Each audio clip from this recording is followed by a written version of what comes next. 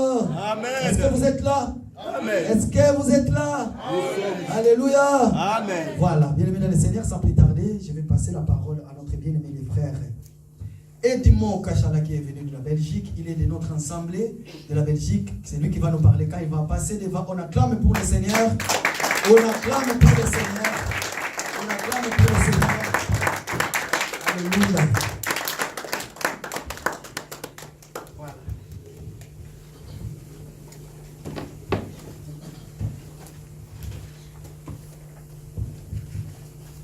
Shalom à tous. Shalom. Je suis béni de me retrouver au milieu de vous. Réellement, je suis dans la joie de pouvoir partager les Écritures du Père. Et tout d'abord, je remercie le Seigneur qui a permis que je puisse être ici avec vous. Vous avez la salutation de l'Assemblée des élus de Bruxelles. Amen. Vraiment, on vous salue tous et on vous suit de loin et de près. Et nous sommes dans la joie et bénis de savoir comment l'Éternel vous utilise et vous amène aussi dans sa présence. Amen. Amen. Le frère Gauthier m'a précédé sur mon cantique, mais malgré tout, je ne peux pas commencer sans pouvoir chanter ce cantique. C'est devenu pour moi une coutume. Amen. Amen. J'ai toujours dit que je n'ai pas une belle voix, mais l'Éternel va m'aider. Est-ce que vous pouvez m'aider aussi dans ce cantique? Amen.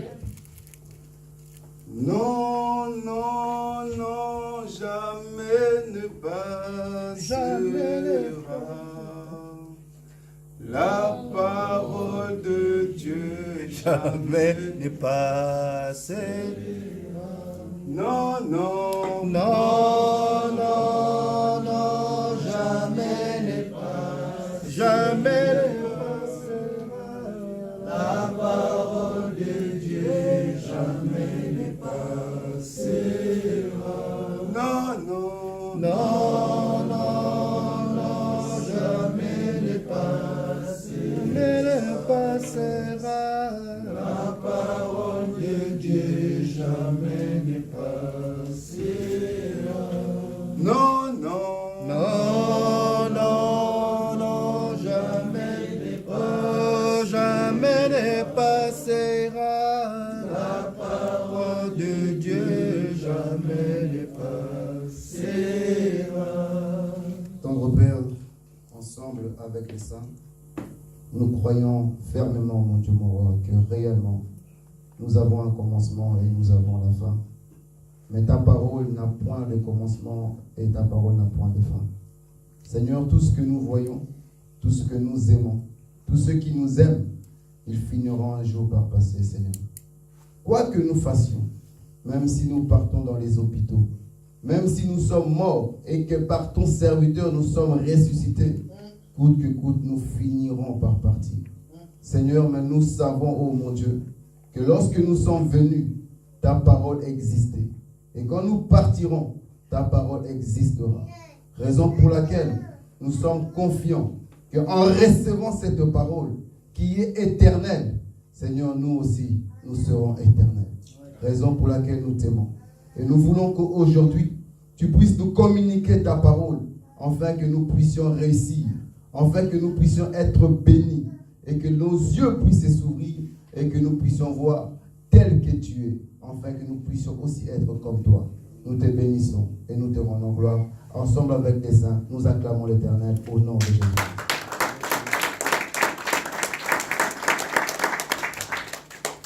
Comme je disais, je suis dans la joie.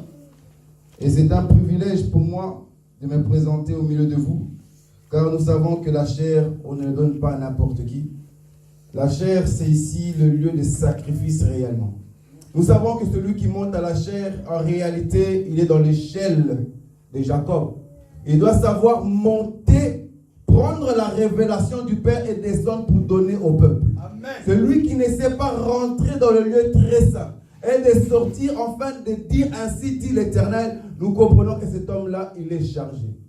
On ne donne pas la chair à celui qui n'a point de physique, de quantité, la force nécessaire pour communiquer ainsi dit l'Éternel. Car nous croyons que pour monter l'échelle et de descendre l'échelle, il faut être léger. Amen. Si tu es fatigué, si tu es chargé, tu ne peux pas monter. Voilà pourquoi nous disons que les pasteurs obèses et anorexiques n'iront pas au ciel. Ils ne peuvent pas monter. Pour monter et descendre, il faut bien manger, il faut bien s'entraîner, il faut bien boire. Or, si tu es obèse, tu ne sais pas monter et descendre. Monter et descendre, c'est trop de physique pour toi. Tu vas rester calé quelque part. Amen. Amen. Voilà pourquoi nous, aujourd'hui, nous voyons des personnes, des pasteurs qui donnent la nourriture au peuple et les peuples sont en train de mourir. Nous comprenons que ce sont des huris, des gens qui meurent sans lire la lettre que le roi t'a donnée. Les gens qui disent oui et amen. C'est que le pasteur témoigne, c'est que le pasteur dit, ils disent oui et amen, sans lire la lettre. Si Uri est mort, c'est parce qu'il n'a pas lu la lettre. S'il aurait lu la lettre, il allait comprendre que sa vie se trouvait dans la lettre. Il n'allait pas donner cette lettre, mais Uri allait changer de direction. Mais aujourd'hui, dans notre assemblée, aujourd'hui, parmi nous, il y a des gens qui ne veulent pas lire la lettre que l'Éternel les a donnée. Ils sont en train de partir avec la lettre de leur mort, fermée. Or, si tu ouvrais ta parole, si tu ouvrais la Bible à la maison, tu comprendras que les pasteurs de nos jours, beaucoup sont en train de prêcher selon la force de leur ventre. Beaucoup sont en train de prêcher selon la force de la famille. Quand quelqu'un souffre de la famille, le pasteur fait un séminaire sur donner et vous recevrez. Quand le pasteur a un problème quelconque, il vient de la chair et il prêche son problème. Mais il ne prêche pas le problème de l'assemblée. Il n'arrive pas à discerner qu'est-ce que l'assemblée veut manger. Ils sont en train, je dis souvent, vous voyez, Jérémie, la Bible déclare dans le livre de Jérémie que appelez les femmes pleureuses. Vous connaissez ça? Afin qu'elles viennent pleurer et les déclarer des complètes. Pour que nous aussi, nous puissions pleurer. Or, dans le livre de Jérémie, Dieu est en train de chercher, non des adorateurs, mais il cherche des femmes pleureuses. Ces femmes qui viennent pour pleurer seulement. Et lorsqu'elles vont se mettre à pleurer, elles vont citer des complètes du mort pour que le peuple puisse savoir quel est le bienfait de ce mort et qu'eux aussi se mettent à pleurer. Mais de nos jours, les pasteurs, ils ont du mal à pleurer comme il faut. Analysez bien. Exemple typique. Tu es une femme congolaise. Tu t'es marié avec un blanc. Le blanc a l'entourage des blancs. Et le blanc finit par mourir. On vient au deuil. La femme congolaise se met à pleurer comme au Congo. En déchirant les vêtements. En tombant au sol. En s'élevant. En criant n'importe comment. Les blancs vont dire que tu es une folle. Car tu es en train de parler en langue. Tu dois pleurer comme eux. Tu dois pleurer bien avec charisme pour qu'eux aussi puissent pleurer. Vous comprenez ce que je suis en train de dire?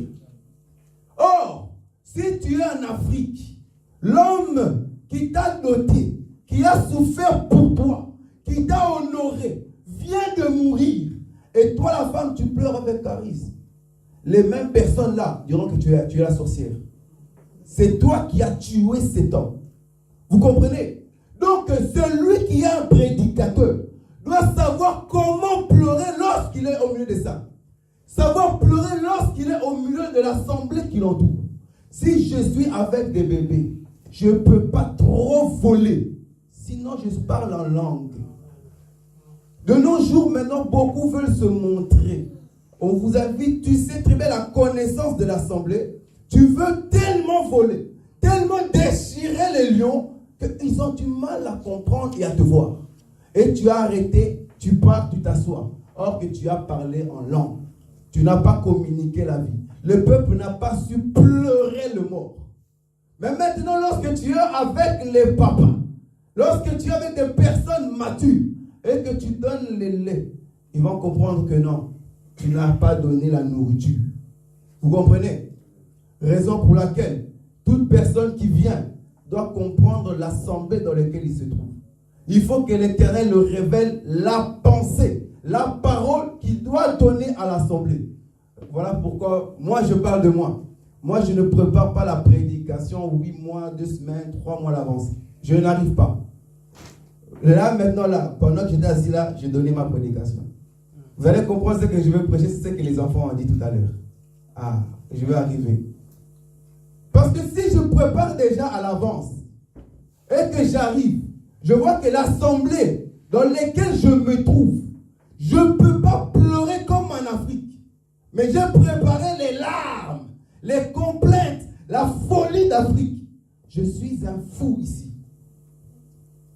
Et si j'ai préparé à pleurer avec charisme, pleurer tout doucement en étant dans mon petit coin, en faisant un burn-out, la tristesse, l'angoisse, comme les blancs aiment, là ils vont comprendre que non, le frère, il pleure, la sœur pleure.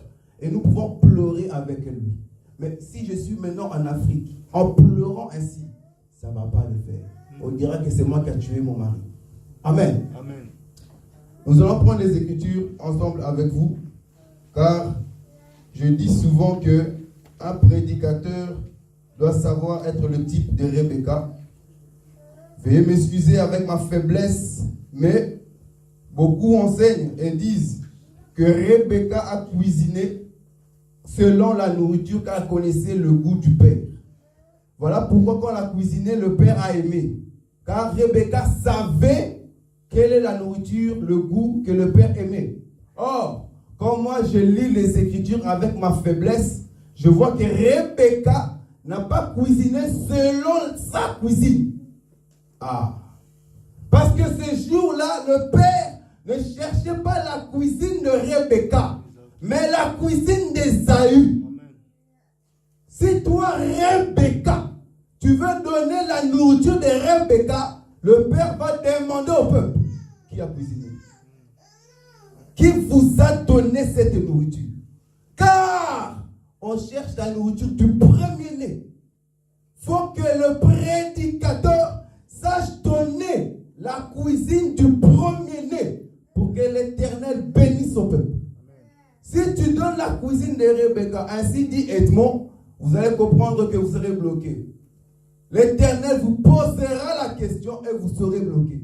Car l'Éternel connaît ma faiblesse, connaît comment je marche. Mais quand je donnerai la nourriture du premier-né, là l'Éternel ne vous posera même pas la question. Amen. Vous comprenez ce que je veux dire?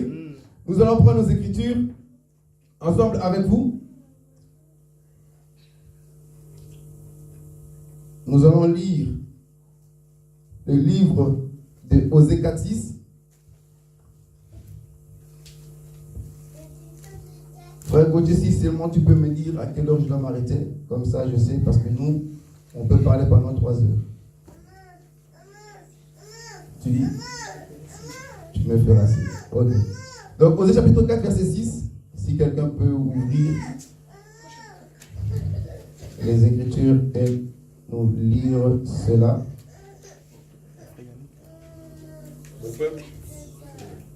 Mon peuple est détruit parce qu'il lui manque la connaissance.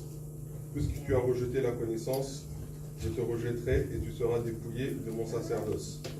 Puisque tu as oublié la loi de ton Dieu, j'oublierai aussi tes enfants. Avez-vous compris cela? Nous allons lire Genèse maintenant.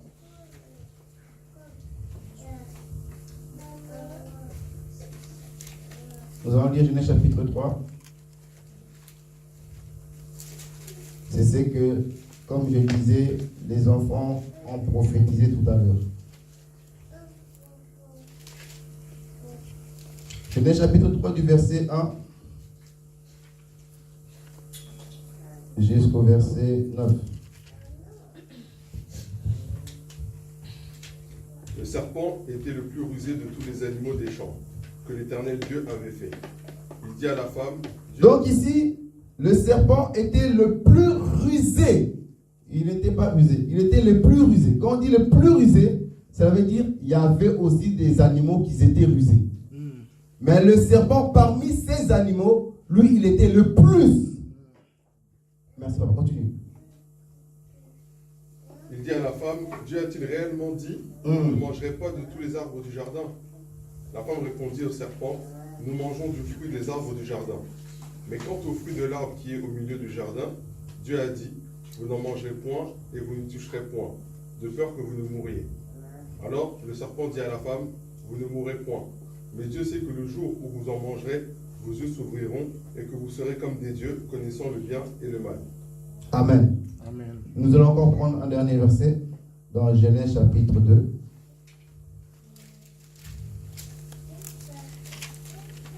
Genèse chapitre 2, verset 9. Et après nous partons. L'Éternel Dieu fit pousser au sol des arbres de toute espèce, agréables à voir et bons à manger, et l'arbre de la vie au milieu du jardin, et l'arbre de la connaissance du bien et du mal. Ok. Le thème d'aujourd'hui que je vais donner, c'est l'aveuglement d'Adam. Amen. Amen. Nous allons parler sur l'aveuglement d'Adam. Mais nous allons plus rebondir sur Osée 4.6 qui nous explique l'aveuglement d'Adam et également sur ce que les enfants ont dit sur Genèse. Vous allez comprendre que Osée 4, je vais le prendre comme ça. Si j'avais un tableau, j'aurais pu le noter, j'aurais fait comme les docteurs et tout ça là. Mais vu qu'il n'y a pas de tableau, nous allons garder les Écritures face à face afin de pouvoir voler ensemble avec vous. Osée 4, la Bible dit que mon peuple périt par manque de connaissance. Ah, déjà là, nous comprenons que si le peuple est en train de mourir, c'est parce qu'il manque la connaissance. En d'autres termes, si le peuple a la connaissance, il ne mourra pas. Est-ce que vous me suivez? Le manque de connaissance, c'est ce qui communique la mort. Avoir la connaissance, c'est ce qui communique la vie. Or, donc, par le calcul, nous comprenons que manque de connaissance est égal la mort. La connaissance est égale la vie. Comprenez bien comment on va voler. Car nous savons qu'il y a plusieurs couleurs, plusieurs langages pour enseigner. Donc, je prends ce couleur-ci pour essayer de bien enseigner. Donc, c'est bien. Connaissance égale la vie. Manque de connaissance égale la mort. Or, il est écrit que le salaire du péché, c'est la mort. Vous me suivez? Le manque de connaissance, c'est la mort. Le salaire du péché, la réponse est égale la mort. Donc nous comprenons que manque de connaissance est égal péché. Vous me saisissez? Amen. Mon peuple périt parce qu'ils sont en péché. Tu pêches lorsque tu n'as pas la connaissance. Lorsque tu as la connaissance, tu ne pêches pas. Vous me suivez? Amen. On va expliquer ces choses. Et Dieu explique, si tu rejettes la connaissance, je te rejetterai aussi. Donc, si toi, tu pêches, je te rejette. Si tu as la connaissance, je t'accepte. Suivez-moi très bien parce qu'on va rebondir sur l'aveuglement d'Adam. Là, maintenant, ça va aller très loin. Ici, il qu'on a planifié le chantier. Comprenez ceci, surtout Osée 4.6, qui nous explique que Adam, car nous disons que nous sommes là, gloire soit rendue à Dieu, pour expliquer Adam. Adam ne pouvait pas s'expliquer lui-même. Il était conduit par l'Esprit de Christ, selon 1 Pierre chapitre 1, verset 10 à 12. Donc, il faisait des choses selon l'Esprit. Mais c'est pour nous qu'il faisait ces choses-là, pour que nous puissions l'expliquer sa propre vie. Donc, celui qui n'a pas la connaissance est égal celui qui pêche. Celui qui a juste la connaissance, c'est une personne qui ne pêche pas. Il est ça. Ok? Si tu rejettes la connaissance, je te rejetterai. Ni seulement toi. Toi et tes descendants. Toi et tes enfants. Amen. Amen. Maintenant, nous sommes en train d'expliquer Adam. Genèse chapitre 3. La Bible dira ceci. Nous savons qu'au Genèse chapitre 2, Dieu a formé l'homme. Dieu va souffler son esprit dans l'homme. Donc, Dieu va souffler Adam dans l'homme. Car le véritable Adam, ce n'est pas celui qui était sur la terre. Le véritable Adam, c'est celui qui est sorti de la bouche de Dieu pour rentrer dans l'homme qui est la poussière. Vous me comprenez? J'espère très bien que vous me comprenez. Parce que là, on est dans une autre dimension. Je suis en train de pleurer, en train de citer des complaintes de notre mari. Amen. Donc, le véritable Adam, ce n'est pas la poussière. Parce que lorsque Dieu va créer, Dieu va appeler la poussière là l'homme. Mais qui a baptisé Adam? Qui a appelé l'homme là Adam? Car nous savons que le véritable Adam, quand il viendra, il viendra aussi avec son nom. Ce n'est pas Marie qui va baptiser cet homme. Il vient avec son nom. Nous aimons ces choses. Donc Dieu va donner Adam à la poussière. La poussière va se lever. Mais remarquez bien, ce poussière-là ne voyait pas.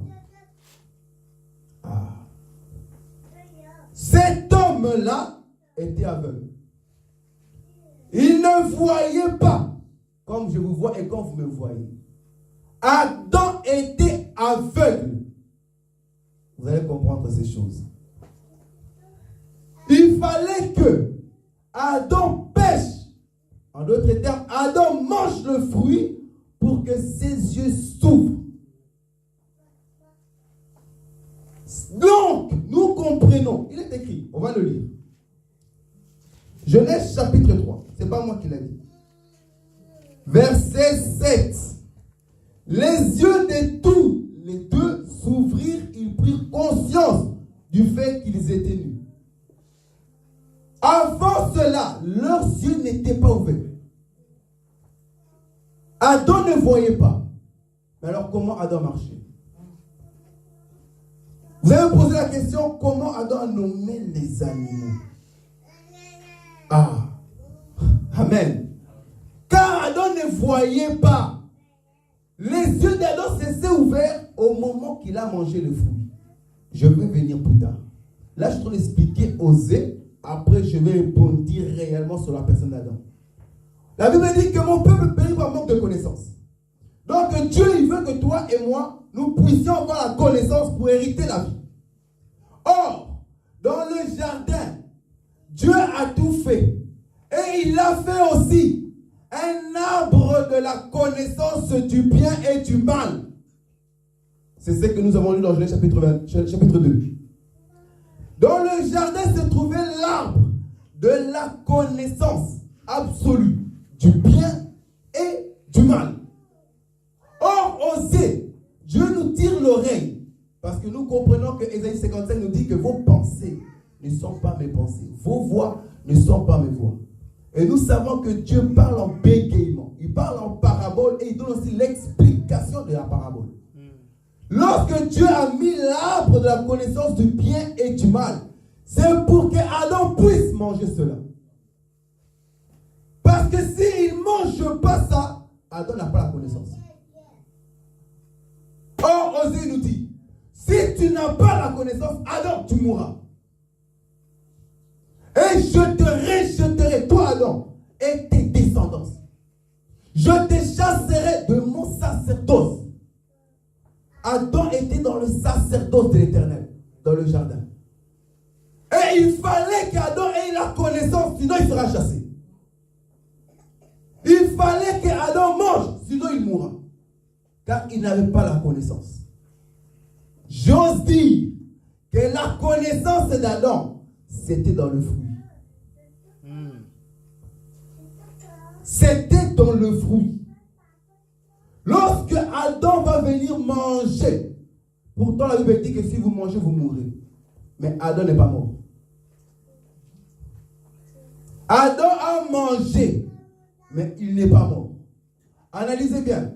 Genèse 3, du verset 1 au 3. Le serpent pose la question à Ève. Il ne vient pas tenter Ève. Il pose. L'Éternel a réellement dit que vous ne mangerez pas. Ah, ok. Il a vraiment dit ça? Oui. Il a posé les questions. Il a posé. Il n'a pas tenté Ève. Il a posé des questions. Ève a répondu oui. Parce que si nous mangeons, nous mourrons. Maintenant, au verset 4-6, le serpent va donner la sémence à Ève en l'expliquant, en l'enseignant que non, vous ne mourrez pas. Il donne l'explication de la mort. vous ne mourrez pas. Alors nous aurons quoi? Dieu sait que si vous mangez, vos yeux vont s'ouvrir. Vous les lisez dans les Écritures. Amen. Donc, la mort ne viendra pas. La mort du bégaiement que l'Éternel a cité dans vos vies, c'est l'ouverture de vos yeux.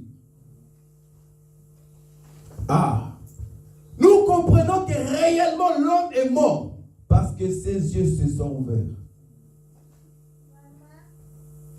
Lorsque Adam avait les yeux fermés, il ne voyait pas la nudité de son prochain. Ève ne voyait pas la nudité de son prochain. Que cela veut dire? Toi et moi, nous sommes morts parce que nos yeux sont ouverts. Analyse. Un homme vient t'épouser. Vient te demander en mariage, tu le regardes. Ah, dis, t'es sérieux, toi? Batalanga, batalayo. On voit ma beauté, on te voit aussi. Tu n'es pas mon type. Tu n'es pas mon niveau. Tu le juges selon ce que tu regardes. Car les yeux, c'est la lumière. Avec ça, tu arrives à voir. Non, tu ne me plais pas. Tu n'es pas mon niveau. Regarde-toi, tu es comme ça, moi je suis comme ça. Tu le juges avec ton regard. Le frère tombe, tu le regardes, tu le juges. Nous voyons la nudité de nos frères parce que nos yeux physiques sont ouverts. C'est ça qui tue aujourd'hui tout un enfant de Dieu. C'est la mort que Dieu nous parle. C'est les yeux que tu as ouverts qui est en train de te juger, qui est en train de juger les autres. Un aveugle ne voit pas comment on l'a habillé. Il met et il marche. Il ne voit pas comment tu es habillé. Il ne voit pas comment tu es. Il te salue et il t'aime. Mais nous, il faut que nous puissions te regarder. Il faut que nous puissions t'analyser. C'est ce qui nous a tués aujourd'hui. Je donne souvent exemple. Imaginez une adresse, une rue, là où il y a des prostituées. Malheur à toi, tu es électricien. Le patron a dit il faut que tu aies travaillé dans un des bâtiments. Et tu es pasteur. Comment tu vas faire pour travailler là-bas en disant que personne ne pourra me voir? Tu as peur d'aller travailler, pourquoi? Si quelqu'un te voit rentrer sans savoir qu'est-ce que tu es parti faire, je vais te juger. Le frère Edmond est rentré chez la prostituée. Or, je suis parti faire un travail. Je vais réparer les lampes. Ce n'est pas de ma faute. Si je ne le fais pas, je serai viré du travail. Je dois le faire. Mais vu que moi, je t'ai vu, j'ai vu ta nudité. Je vais te juger. Je vais te condamner. Raison pour laquelle, lorsque Adam et Ève, leurs yeux s'ouvrirent, ils ont constaté qu'ils étaient nus. Ils ont fui. À l'époque, ils ne voyaient pas. Pendant ce temps-là, ils ne voyaient pas. Mais lorsqu'ils ont vu, ils sont partis fuir. J'aime la Bible. Analysez bien. Où ils sont partis fuir, hein? Ils sont partis où? Au milieu des arbres. Or, il est écrit qu'au milieu des arbres, c'est la vie. L'arbre de la connaissance du bien et de la mort se trouve au milieu de l'arbre. C'est cet arbre qui va nous protéger. C'est cet arbre qui fera que nous ne puissions pas être chassés du sacerdoce. Cet arbre qui va me garder, moi et ma descendance. Dieu ne pouvait pas les chasser. Dieu pouvait seulement les garder parce qu'ils avaient la connaissance. Tu peux me chasser si je n'ai pas la connaissance. Mais Adam avait la connaissance. Et cette connaissance-là poussait à faire un acte prophétique. Ils ont fait quoi? Regardez bien. Adam n'a pas habillé comme on dit, ils ont mis des petites jupes. Pourquoi? Adam a fait une ceinture. Donc Adam, dans la connaissance qu'il a acquis, pour te garder toi Adam, tu vas faire une ceinture. Il sait que cette ceinture-là, l'Éternel ne va pas me jeter. Au milieu du jardin, quand je pars me cacher, pour prendre les feuilles et faire la ceinture. Or, Éphésiens va nous dire que la ceinture, c'est la vérité. Amen. mes amours, je suis le chemin, la vérité et la vie. Donc le chemin de la vérité, c'est la vie. Adam ne peut pas mourir. Il peut que rester en vie. Car il a la vérité. Et l'Éternel est faible devant la vérité. L'Éternel est faible. Il se dépouille lorsque tu marches avec la vérité. Lorsque tu te caches dans la vérité, il ne peut pas te chasser. Il ne peut pas te toucher. Car il y a une vérité qui te cache. Est-ce que vous voyez là où je marche? Vous comprenez là où je pars? Nous aimons ces choses. Adam va être chassé. Et analysez bien les Écritures. Quand Adam fut créé, et Ève aussi, Dieu les a bénis. Les a dit, soyez féconds et multipliez-vous. Mais Adam et Ève ne se sont jamais multipliés dans le jardin d'Éden. Pourtant, la promesse était qu'ils se multiplient. Mais ils ne se sont jamais multipliés dans le jardin d'Éden. C'est totalement impossible de multiplier là-bas. Dans la présence de Dieu, lorsque la gloire de Dieu se reflète au milieu de nous, qui pourra penser à la publicité? Qui pourra penser au rapport sexuel? C'est totalement impossible. Selon certains, ils sont à genoux. D'autres sont par terre. D'autres sont en train de pleurer. D'autres sont en train de rendre gloire à Dieu. Celui qui va penser au sexe, c'est un sorcier. Il faut que la gloire parte, afin que tu puisses voir la vérité de ton frère. Là qu'il faut se multiplier. Mais dans la gloire, tu ne peux pas te multiplier. Mais la question viendra comme tout à l'heure j'ai demandé. On peut me demander, mes frères, il est écrit que Adam a nommé les animaux. Donc en nommant les animaux, Adam a pu voir le serpent, il a dû voir le requin, il a dû voir les oiseaux X, l'hirondelle. Mais analysez bien.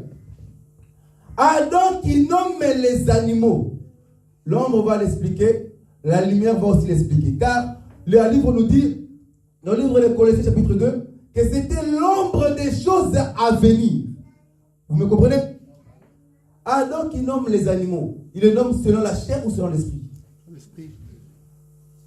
Car vous allez comprendre une chose, que Adam ne peut que nommer les animaux du jardin d'Éden. Il ne peut pas nommer les animaux terrestres. Ceux du jardin d'Éden, Adam, le véritable, les a nommés. Mais ceux de la terre, tout le monde vient avec ses noms. L'autre vient en français, l'autre vient en chiluba, l'autre vient en espagnol. Les noms sont nommés différemment. On ne respecte pas. Mais ceux du jardin d'Éden, c'est eux que Adam a mis ses sceaux. Il les a nommés eux. Lorsque le véritable Adam reviendra, il va expliquer ces choses. La Bible va dire que Dieu a mené les animaux vers Adam. Ce n'est pas Adam qui a été vers les animaux. C'est strictement interdit. Dieu qui a mené les animaux vers Adam. Et Adam les a nommés. Je véritable viendra. Et il dira que personne ne peut venir à moi si le Père l'a dit. Amen. Les animaux, là, c'est le Père qui les a menés vers Adam. Ce n'est pas Adam qui est parti vers les animaux. Mais c'est les animaux qui sont venus. Et analysez. Adam doit nommer les animaux. Le véritable Adam dira ceci. Mes brebis connaissent ma voix. Et je les appelle par leur nom. Ah! Mais à quel moment il les a appelés par nos noms? Il est écrit qu'il a fait ça avant la fondation du monde. Il m'a appelé lorsque j'étais esprit. Il t'a appelé lorsque tu étais esprit. C'est pas en venant sur la terre qu'il s'est rendu compte. Ah! Le frère Gauthier est venu, oh, il faut que je l'appelle. Non! Il avait déjà appelé, déjà prédestiné, lorsqu'il était encore esprit. Adam nous a appelés dans l'esprit, pas physique. C'est pas physique.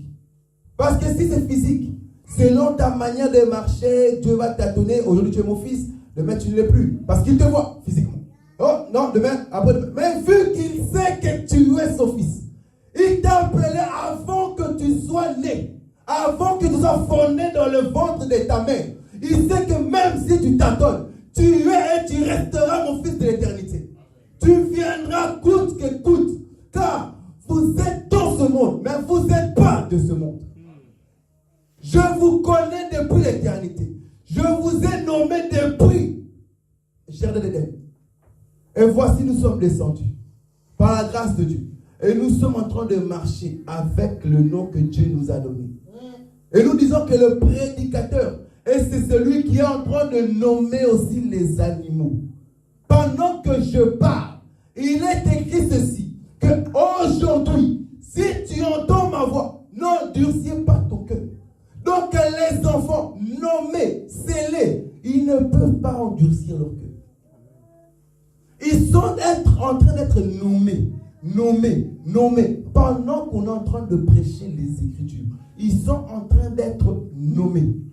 Mais analysez bien. J'aime le véritable, car il doit refléter l'ombre, il doit manifester ça dans la chair. Adam était comment? Adam veut dire il était nu. Amen. Et je dis qu'il était aveugle. Il a mangé le fruit, en fait, qu'il ne puisse pas être rejeté. Il a mangé le fruit, et ensuite, elle lui dit qu'il est sorti du jardin d'Éden. En d'autres termes, il est mort, si on prend le langage terrestre. Lorsque le véritable viendra, il doit faire la même chose que Adam a fait. Car Jésus est venu juste pour fermer les yeux de Adam qui a ouvert. Vu que le véritable, l'ombre, avait les yeux fermés, il ne voyait pas. Il a ouvert les yeux. La vérité, il doit venir. La vérité doit venir pour fermer les yeux. Analysez qu'est-ce qu'il est écrit. Jésus, dans son parcours, il était habillé. Il était bien. Mais au dernier moment, la Bible dit, avant qu'il meure, on a pris ses vêtements, on l'a partagé, sa tunique, on l'a déchiré. Tout ça pour le laisser tout nu, comme Adam. Il doit aussi être nu. Et sur la croix, lorsqu'il analyse qu'il est devenu nu, il dit tout est accompli. Et il fait quoi? Il ferme les yeux. Il est venu fermer les yeux de l'ombre qui a ouvert. Enfin que Galates 5, verset 16 nous dit, marchez selon l'esprit et vous n'accomplirez pas les désirs de la chair. Amen. Si nous accomplirons les désirs de la chair aujourd'hui, parce que nous marchons selon nos yeux et non selon l'esprit. Si Dieu te dit va à droite, là où, quand tu regardes à droite, tu vois des choses bizarres. Et quand tu regardes à gauche, tu vois la lumière, tu vois les bonnes choses. Mon frère, ma soeur, vous et moi, on va marcher à gauche. Parce que la chair nous a attirés vers là. Or, l'esprit nous dit va à droite. Il sait pourquoi il te dit va à droite. Mais aujourd'hui, nous marchons selon la chair. Beaucoup marchent selon la chair. Si tu marches selon l'esprit, tu n'accompliras pas les désirs de la chair. Adam, en jardin d'Éden, il marchait selon l'esprit, pas selon la chair. Parce que le véritable, c'est Adam qui vient de la bouche de Dieu, qui est descendu. Il marchait selon l'esprit, raison pour laquelle il pouvait voir le Père. Il parlait avec lui. Mais lorsque les yeux se sont ouverts, ça a commencé à tâtonner. Analysez bien les Écritures. Lorsqu'il va pécher, la Bible dira, la voix de Dieu marchait dans le jardin d'Éden le soir. On va lire ça. Permettez-moi de lire ça. Voilà. Genèse chapitre 3, verset 8.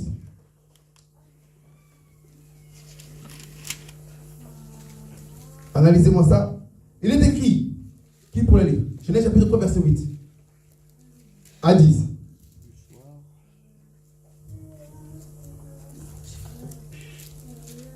Je lis le petit Jésus-Christ. Amen. Or, ils s'entendirent entendirent la voix du Seigneur, Dieu qui se promenait dans le jardin au souffle du jour. L'homme et la femme se cachèrent devant le Seigneur, Dieu au milieu des arbres du jardin. Le Seigneur Dieu appelle l'homme et lui dit, Où es-tu? Il répondit, J'ai entendu ta voix dans le jardin, j'ai pris peur car j'étais nu, je me suis caché.